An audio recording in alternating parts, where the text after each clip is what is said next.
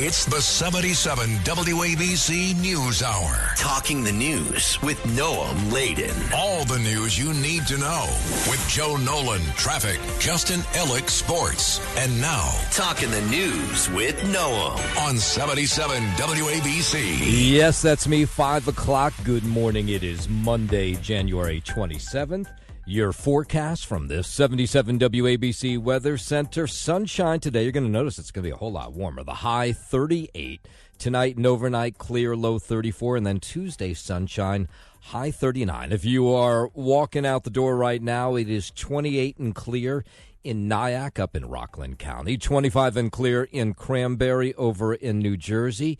And it is 32 and a couple clouds right outside our Midtown studios. We got a lot to get to as we work our way up. 6 o'clock hour, Sid and Friends in the morning. We have a Super Bowl that, unless you're an Eagles or Chiefs fan, that really nobody wanted. But here we are. It is going to be the Chiefs and the Eagles on Super Bowl Sunday in a couple weeks. Did you see this again? Last night, the Empire State Building lit up in green and white again after the Eagles won the NFC Championship. You'll remember they did this a couple years back, and people were really angry. You're like, come on, this is New York City. I understand the Giants and the Jets both suck, but do you really have to light up the Empire State Building green and white after they win the NFC Championship? I'm guessing it's some sort of paid deal because they did it again last night. The minute the Eagles won the NFC Championship, the lights changed on the tower of the Empire State Building, went green and white.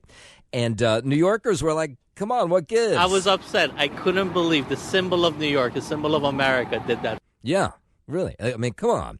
In 2023, social media went into a complete frenzy when the Empire State Building last lit up green and white. The Empire State Building actually went to Twitter or X last night to say, we're sorry we have to do this. So that implies it's some sort of paid deal.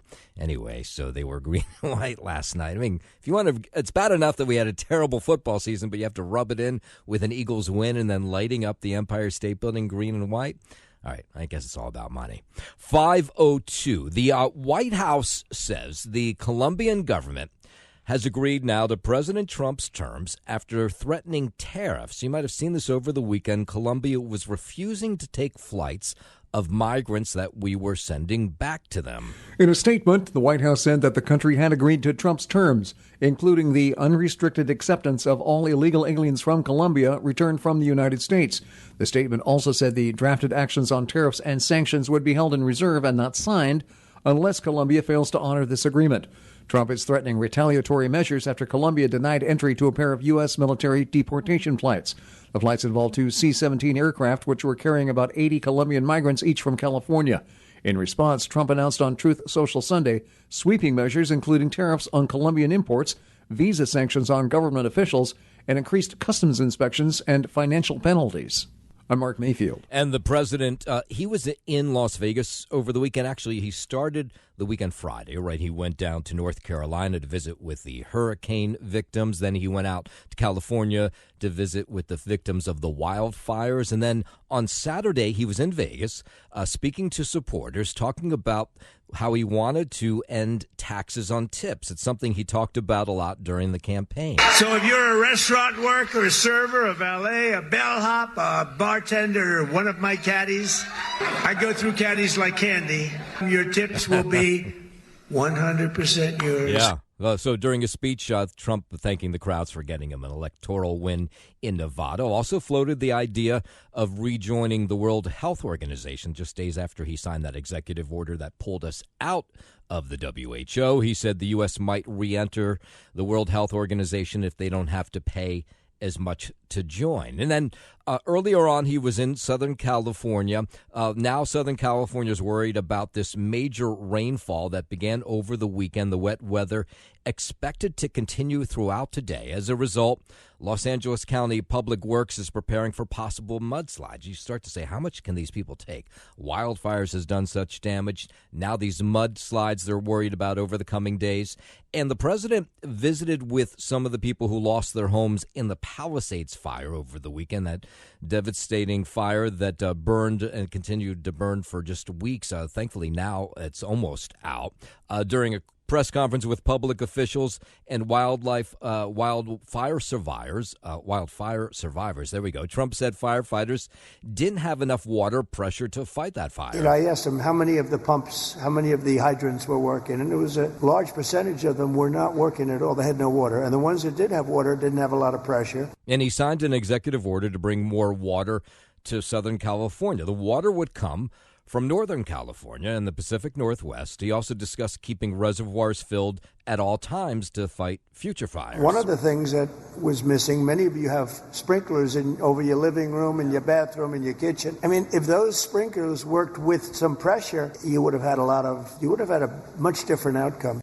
I'm signing an executive order to open up the pumps and valves in the north. We want to get that water pouring down here as quickly as possible and let hundreds of millions of gallons of water flow down into Southern California. I think this will show that we have to have that water. We have to have that water. You're talking about unlimited water coming up from the Pacific Northwest, even coming up from parts of Canada. Yeah, and the president says he's really encouraged after this visit by how many people want to stay in Pacific Palisades despite losing everything. I met so many of the homeowners, and every one of them, a lot of them, and every one of them said to me they want to rebuild. I said, will you go elsewhere? No. And there was this moment, I guess a lot of people were waiting for, or at least some people anyway.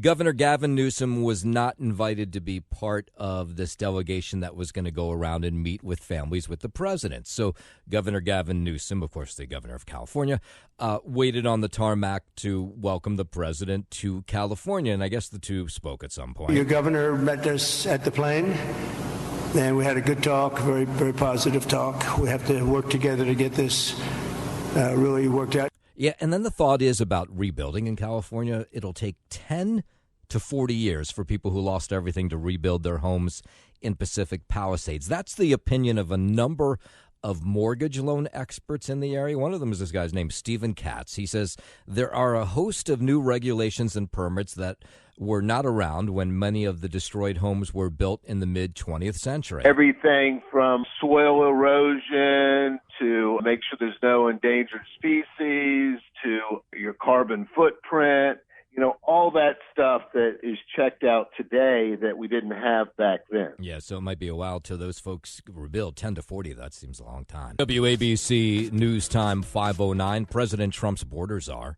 promising that immigration raids against suspected illegal immigrants will expand. I can tell you, in my neighborhood where I live in Jersey City, there were agents in West New York, in Union City, North Bergen over the weekend. At least I didn't see them, but people were telling me they saw them out there. Tom Homan, of course, says the ICE raids will soon go beyond illegal immigrants convicted of crimes. It'll get much bigger than it's been already. If you're in the country illegally, you're on the table, because it's not okay to, violate laws of this country. You got to remember, every time you enter this country illegally, you violated a crime under Title 8, United States Code 1325. It's a crime. Now, Homan says if they want this to all work out, if they want the ICE agents to be able to do their jobs, to send the migrants who are here illegally packing back home, they need a whole lot more money. But you're going to see the number steadily increase, the number of arrests nationwide as we open up the aperture. Right now it's concentrating public safety threats, national security threats. That's a smaller population. So, yeah, we're going to need more ICE beds, a minimum of 100,000. Congress needs to come to the table quick and give us the money we need to secure that border. Yeah, my guess is they'll get that money. 5:10, police in West Palm Beach, Florida, announcing they've arrested a man who allegedly made threats on social media to kill President Trump. Police got a tip on January 19th that Shannon Adkins made threats against Trump on Facebook. Police said the threats were, quote, violent rhetoric, political views, and his opinion aimed at the president.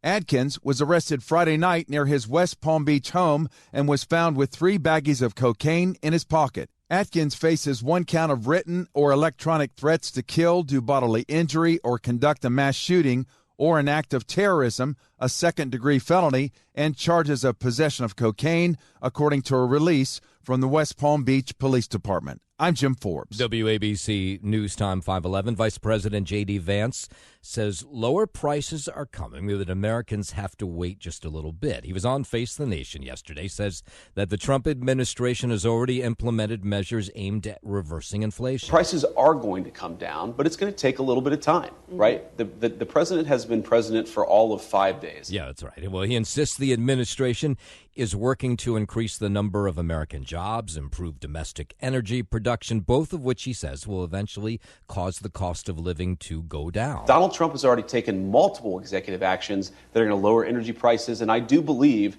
that means consumers are going to see lower prices at the pump and at the grocery store, but it's going to take a little bit of time. There have been a number of executive orders that have caused already jobs to start coming back into our country, which is a core part of lowering prices.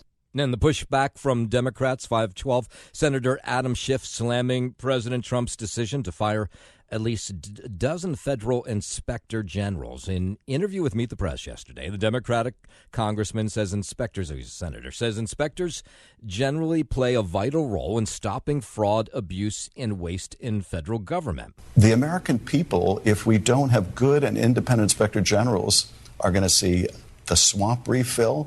They're going to see rampant waste, fraud. They're going to see corruption. And Schiff insists that Trump broke federal law when he made the firings, as Congress must be notified 30 days before any Senate-confirmed inspector general was fired by the president. He broke the law, and not just any law, but a law meant to crowd out waste, fraud, and abuse in his first term.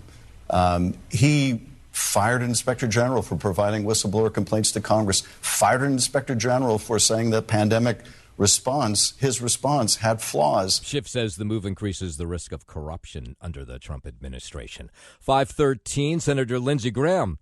He doesn't approve of President Trump's decision to pardon all those who took part in the January 6 riots. The South Carolina Republican says he's a firm backer of the president, but he doesn't think it's acceptable to pardon criminals who assaulted police officers. I don't like this. I don't like it on either side, and I think the public doesn't like it either. I've always said that I think when you pardon people who attack police officers, you're sending the wrong signal to the public at large. And he says both President Trump and now former President Biden shouldn't be handing out pardons like they were. If this continues, if this is the norm, there may be an effort to rein in the pardon power of the president as an institution. And over the weekend, former Fox News host Pete Hegseth is now took the oath of office to become in charge of the Pentagon. Hegseth officially sworn in as defense secretary over the weekend by Vice President J.D. Vance. I want to thank the President of the United States, our Commander-in-Chief, Donald Trump. We could not have a better Commander-in-Chief than him. The ceremony took place just 12 hours after Vance was forced to cast the tie-breaking vote in the Senate. 3 Republicans actually voted against Hegseth's confirmation, as did all 47 Democrats. We look forward to having the backs of our troops and having your back in executing peace through strength, in putting America first. I look forward to working with all of you and other senators to ensure the Defense Department has what it needs, that our nation has what it needs, and that we're prepared to defend it. It was actually only the second time in American history that a vice president has had to act as a nomination tiebreaker. Meanwhile, the Department of Justice says it'll largely stop prosecuting people who stop women from accessing reproductive health care. It's currently illegal for protesters to block entrances, damage property, or threaten patients in front of reproductive health clinics. On Friday, the DOJ said it will now reflect President Trump's position on abortion access and will reduce efforts to charge protesters who stop women from going into places like Planned Parenthood. Trump has already pardoned protesters who injured a nurse and harassed patients at a female health care clinic in 2023. I'm Brian Shook. WABC News Time, 5:15. Let's head over to the 77 WABC Sports Desk, where there is a very happy Justin Ellick this morning. Thank you, Noam Layden. I'm feeling all right about myself, I guess you could say. I don't want to really rub anything in. I know you were outwardly rooting for the Washington Redskins in that football game. Big Redskins fan. And it was close, Noam. I guess for the naked eye, if you will. But for me, the game was really over right when I saw this. Here's Barkley, a little shovel, looking for an edge, gets it. Saquon Barkley, first down. Barkley. Oh, wait. Oh, yep. No. See you later. Saquon. Touchdown. I remember when he was a Giant. Who cares? Oh. Yep. See, that was the first play of the game. Yeah, I remember. Yeah. I was watching. Oh, okay. I just wanted to remind you.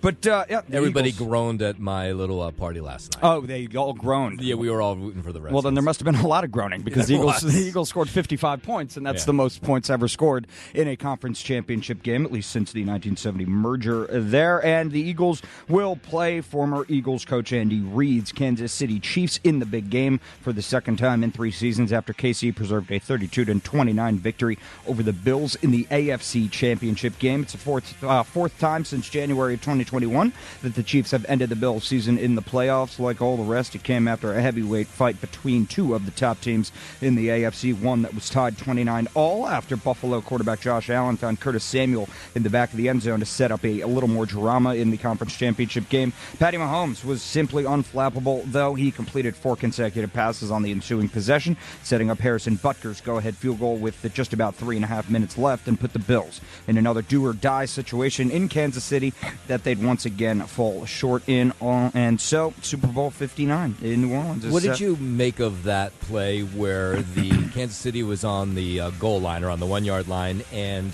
the Bills jumped, like, was it 3 times in a row or something like that, offsides? And then the ref said that if you do it again, it was almost like they were little kids. He said, "I'm just going to call it a touchdown." Well, you got the wrong game there. This was the Eagles. Washington. I'm sorry, game. Eagles Washington. Yeah. What did I say? Oh, I said the Chiefs. It was excessive. I mean, it got to the point where it's almost on the player to just stop trying that.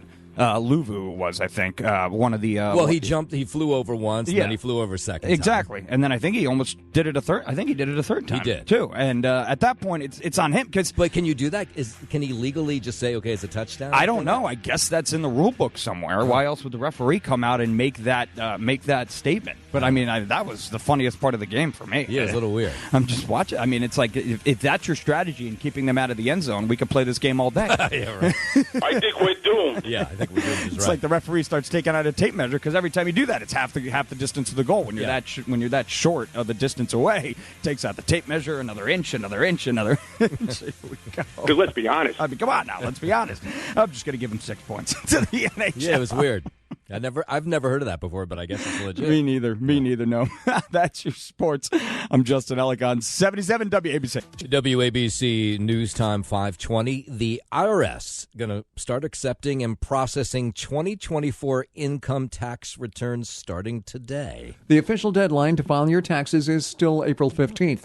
The agency did note individuals and businesses affected by the wildfires in Southern California now have until October the 15th to file their taxes. California also aligned the state tax deadline with the IRS.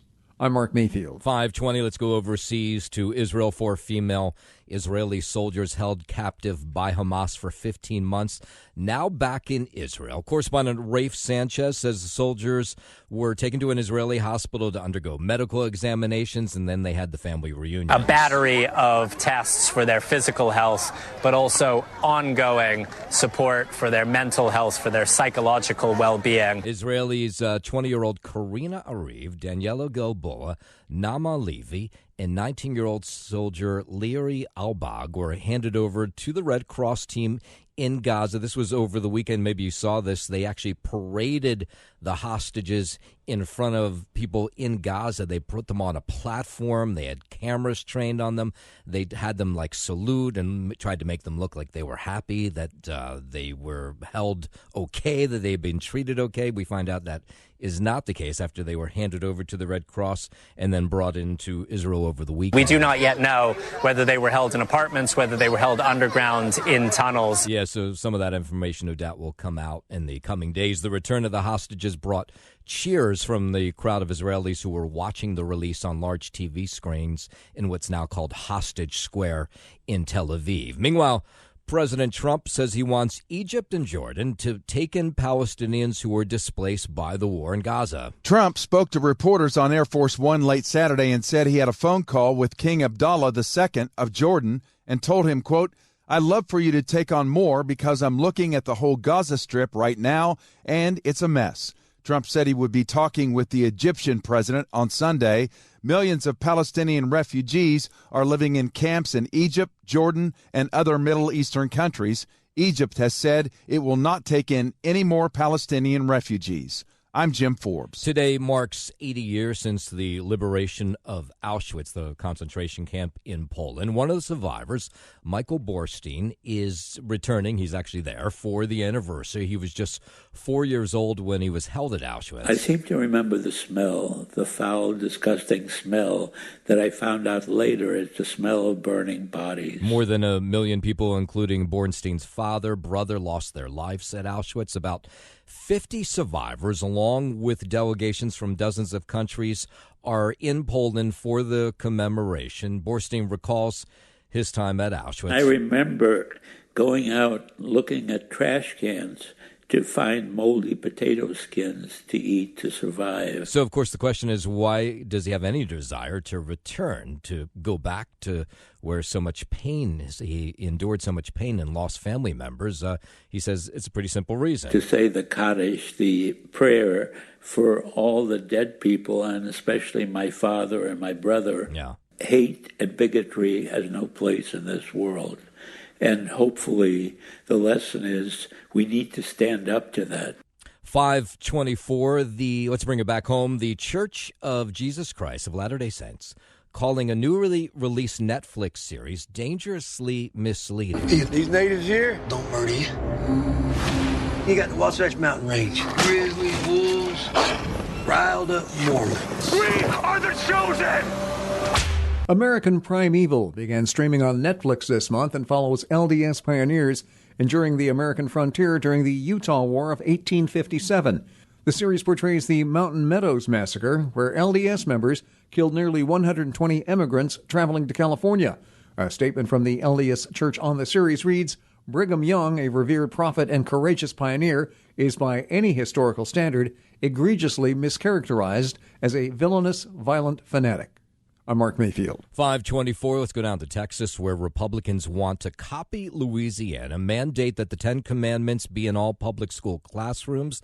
That law is before the conservative Fifth Circuit Court of Appeals this week, and justices are skeptical if it's constitutional. I'm respectful of the Ten Commandments, and I think everybody is, but that doesn't mean it has to be put in every classroom under the First Amendment. That's Judge Katharina Haynes. Attorneys for the state of Louisiana were asked if there's a precedent for allowing scripture in public school classrooms. They pointed to rulings upholding the American flag and the Pledge of Allegiance, which were challenged by a group of Jehovah's Witnesses. I understand that history is interesting, but there's a ton of history in the world.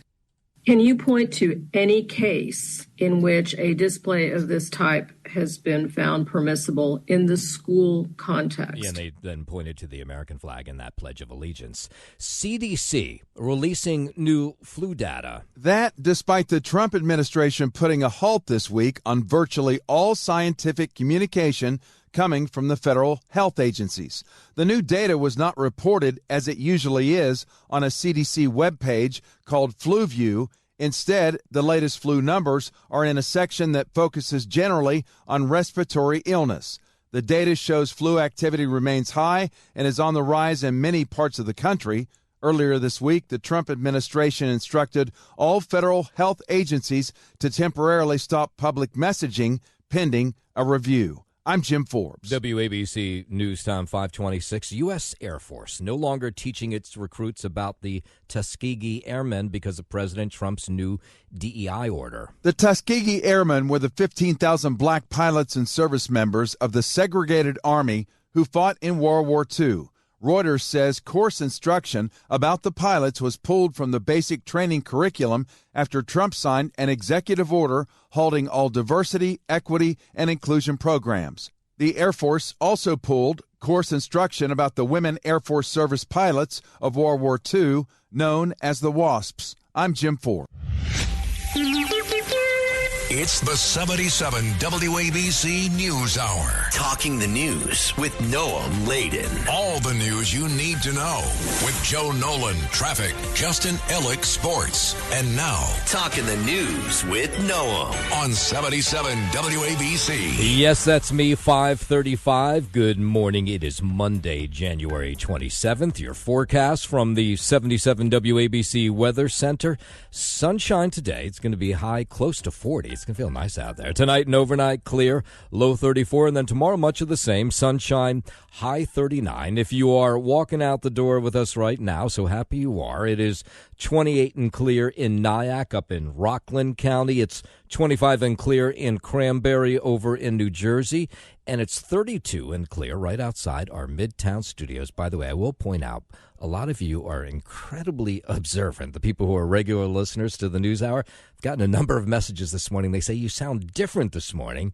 And I do, maybe because I'm at a different place doing the show. I mean, I'm at the radio station, but I had to move from where I normally do it because nothing was working this morning. It's a long story. It took a lot to get this show on the air this morning. So I'm sitting at a different desk, and I guess you're picking up on the fact they were wondering if I was sick, cold. No, I'm fine. I'm just at a different microphone this morning. The City Council set to consider legislation that would allow New Yorkers to take paid sick leave to care for their pets and service animals. We had told you about this a number of months ago, but they're going to start really considering this. Council member Sean Abreu, who sponsors the bill, says the change could promote health for both pets and their humans. So the way it works now is you get paid leave that is anywhere from 40 to 56 hours to take care of a sick loved one, be it a child, a parent, that kind of thing. Well, now they would include you getting those hours, using up to 40 or 56 hours, depending on where you work, to take care of a pet. What do you think about that? Well, it seems like they have the numbers to put this through in the city council. The legislation was introduced in October, is being considered by a committee, and likely could be up for a vote very soon. About 68% of American households have a pet. And here in New York City, I don't know what the numbers are, and I'll go and look and see, but I imagine there's a lot of people in New York City who live alone with a pet. Even people who don't live alone with a pet, they love their pets, and the idea that you could then take some of those hours, if you don't have a sick one at home, and use them to take care of your pet, they love this idea. So we'll see if it gets through the city council. WABC News Time, 5:39. Everybody's asking about what's going to happen with TikTok. You know, we're in this 75-day window that President Trump approved to take a look at TikTok before they ban it here in the U.S. And now a proposal from an artificial intelligence company would allow the U.S. government to own as much as 50% of a new company that could buy TikTok from its Chinese owners. A little complicated, but it would keep TikTok going here in the U.S. Perplexity AI is offering to join with the government to create an entity that for now is being called NewCo. It would buy TikTok without the company's core recommendation algorithm, and existing investors would receive equity in the new company. The government would keep part ownership under an IPO worth at least $300 billion. Perplexity is one of several companies expressing interest in buying TikTok, which has just a few weeks to find a U.S. buyer or face being banned here over national security concerns. I'm Tammy Trujillo. Let's bring it back to New Jersey. More ICE agents reported in New Jersey over the weekend as mass deportation efforts continue. Witnesses say they saw ICE agents in Union City, West New York, and in Patterson. In fact, the mayor of Patterson, Andre Saya, confirming that ICE agents were in his city. People were sending me pictures all weekend of the ICE agents in Union City in West New York, and it was hard for me to know if that was current, but apparently it was. New Yorkers have been weighing in on this. You know, so many of these undocumented, whatever you want to call them, migrants, everybody's got a different word, work in the restaurant and construction industry, and of course they're worried about what these mass raids might mean. Of course, the first thought is to take out the criminals. And then you heard Tom Homan earlier saying after they get rid of the criminals, they'll go after the others who are here illegally.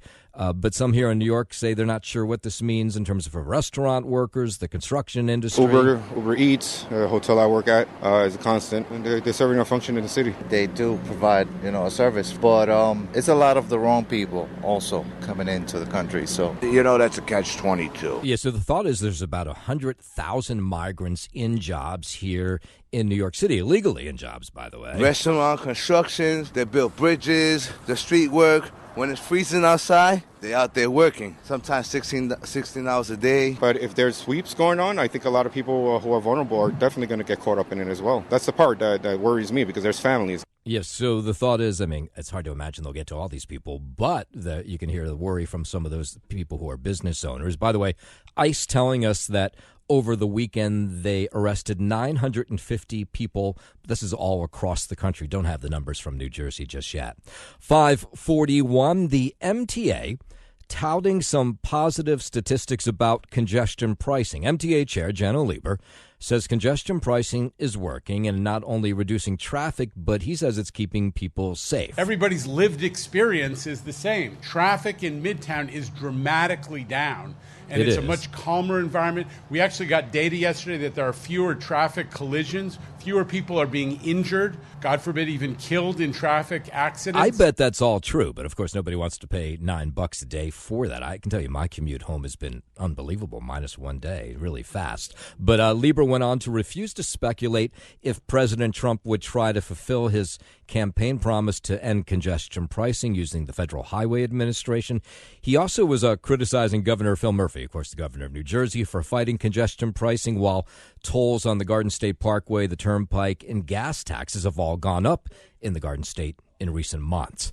542, an Israeli restaurant in Park Slope, Brooklyn, vandalized early Sunday morning in what Mayor Adams is calling a despicable act of anti-Semitism. It happened at the Miriam restaurant on Fifth Avenue. Surveillance video shows two men approach the business and use spray paint on the windows to write "Israel steals culture and genocide cuisine." Mayor Adams posted the photos of the graffiti condemning the act. The restaurant on Instagram says that they, quote, refuse to let this darken their spirit. Similar statements were also released by Senator Chuck Schumer and Congressman Richie Torres. Police are still looking for those responsible. WABC News Time 543, a New York City councilman calling it quits. Councilman Joe Borelli telling the New York Post he plans to resign from his seat at the end of the month. The Staten Island Republican has served nearly a decade on the city council. Borelli says he's leaving office to take a job with a lobbying firm at the end of the month. A special election will take place likely in April to fill his seat, and there may be somebody here from the radio station who's trying for that. A teenager in the hospital after falling off a train while subway surfing in Queens over the weekend. You remember last week up in the Bronx, a kid hit his head while subway surfing and survived. But apparently the message is not getting out there about how stupid it is to subway surf. Police say the 16-year-old was on top of an F train over the weekend when he fell off and hit the tracks. He's alive, so that's the good part. He suffered serious leg injuries. MTA officials say the incident should be a reminder that subway surfing is wrong and potentially could be deadly, but it's not getting to those kids. 544. A disturbing end to an argument up in the Bronx over the weekend over a barking dog. A man was walking his dog near the bodega at the corner of Southern Boulevard and East 178th Street in the West Farm section of the Bronx around noon Friday. His dog began barking at another man who police say didn't like it. He got so angry, they say, the man pulled out a machete and tried to attack the dog. The dog's owner stepped in front as the man swung the machete, slicing 4 fingers off the dog owner. Machete man ran, no arrests. Witnesses say they think 3 of the 4 fingers were located. Yikes. Andrew Whitman, NBC News Radio, New York. 545. Let's head over to the 77 WABC Sports Desk and Justin Allen. Well, thank you, Noam Layden. We will recap the Conference Championship Sunday that was yesterday in the NFL. Leading off was the NFC Championship in Philadelphia, where Saquon Barkley How many beers in were you in when the game started? Well, it's actually interesting you ask that, Noam Layden. I actually my strategy yesterday was I had a couple of brewskis, and then I opted for buckets. I went for buckets. Buckets of beer? Yeah. So you don't know how many you It was like 5. It's 5 beers a bucket, and I had a couple of buckets. What's so it to you? Couple is 10 beers? Mm-hmm. Wow. Okay. Well, I got there at noon. That's impressive, though. 10 beers. I got there at noon. Right. The game started at 3. How many buckets before the game? Well, you have to limit it before the game. you have a couple that I had a cheesesteak. I got myself some nice curly fries. Did you take video of yourself screaming and yelling like you sometimes do? I took a couple of nice videos, but... Did you put them up on TikTok? Because I love watching those. I put them on my Instagram story. Oh, you did? Okay, I'm going to have to watch. You I'm telling you, go over to Instagram. I highly recommend. I am not overselling it. The videos him celebrating Eagles wins are really fun to watch. Yeah, and the ones of them losing are just as fun to watch. Yes, right. Maybe more fun, actually. Can you imagine a worse way to spend your Sunday than at this place with those people? Oh, my God. God. Yeah. I can't think of watch Justin. I can't think of a better place. Drinking buckets of beer. Not just a beer, but that explains buckets of a them. lot. Well, I'm not just going to have one. And a bad cheesesteak, yeah. A bad cheesesteak? It was Yeah. fine. Well, Oh, for an Eagles game. God, I'd rather have be hung. I mean, don't make me sing the song. No, we'll turn your microphone off. If you try Exactly, to do that, exactly.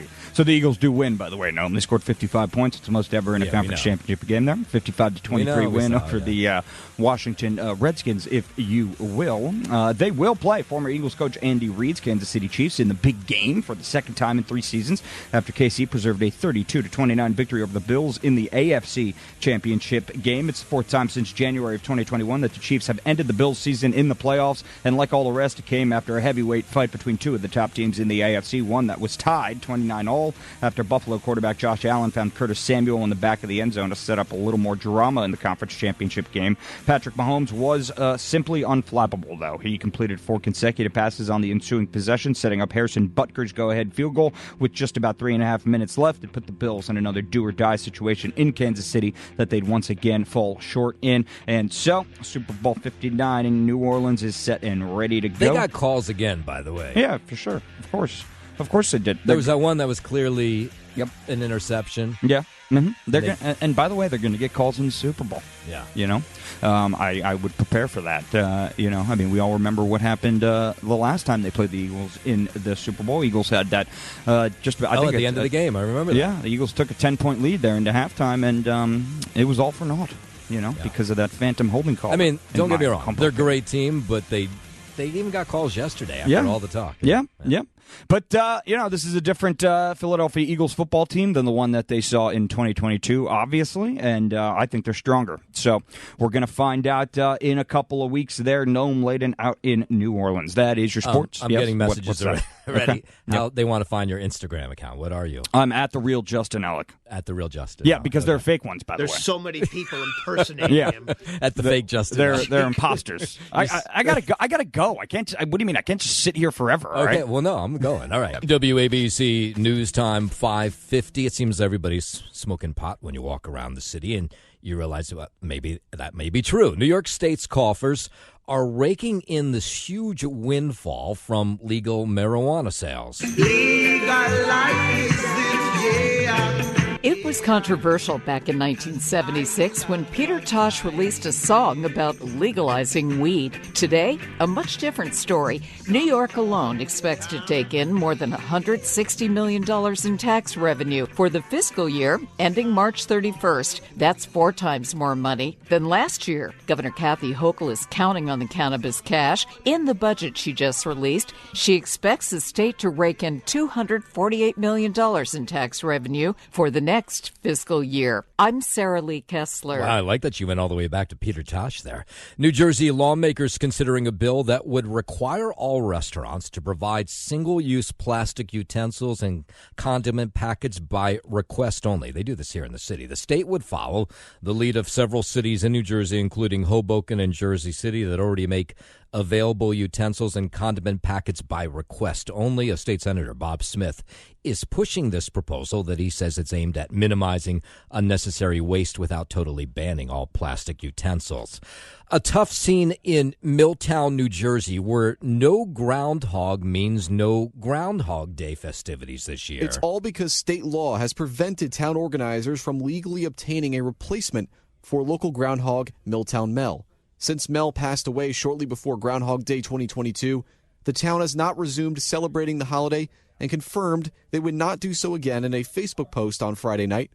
Organizers did add they were working with a state lawmaker on a solution that hopefully would be done in time for next year. Danny DiCrescenzo, NBC News Radio, New York. Rutgers University drawing criticism after it canceled a conference on diversity, equity, and inclusion that had been scheduled to take place this Thursday. The cancellation following orders from the Trump White House to cease all DEI contracts and grants.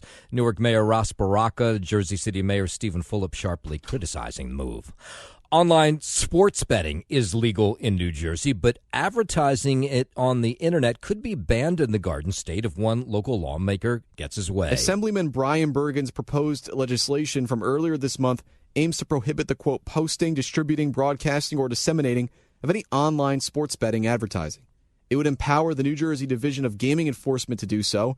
Bergen told New Jersey 101.5 that his goal is to protect the state's youth, saying that children in New Jersey are seeing sports betting, quote, in a glorified way.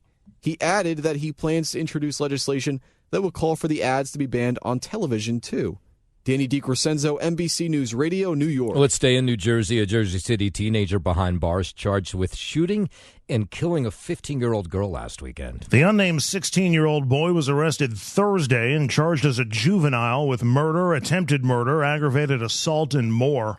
Police think he's the gunman who killed 15-year-old Sienna Lee and shot a 37-year-old female relative of hers last Saturday night, the 18th, in a car on Oak Street.